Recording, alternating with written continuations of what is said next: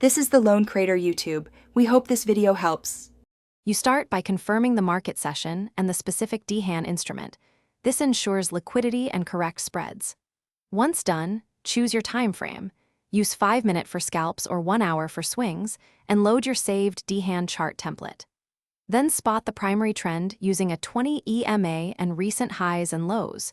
You want price respecting that EMA or breaking a clear swing. Place a preliminary limit or stop entry at the identified reaction zone and size the position to your risk per trade. Once price reaches the reaction zone, make sure to confirm with at least 2 signals: a candle pattern and a volume change.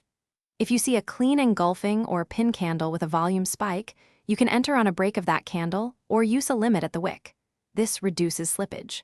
Simultaneously, place your stop loss beyond the nearest swing extreme and size so that risk equals your fixed dollar or percentage. Trail profit with partial exits at 1, and scale out toward 1, 2, or 1, 3 risk to reward.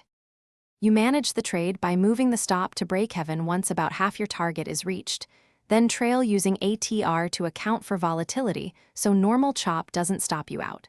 If price invalidates your setup, breaking the EMA decisively or closing beyond a swing low, accept the loss quickly and record the reason in your trade log for improvement.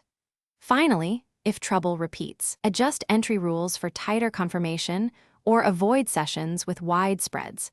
That single tweak fixes many recurring execution problems. Thanks for watching. Consider subscribing if we helped you.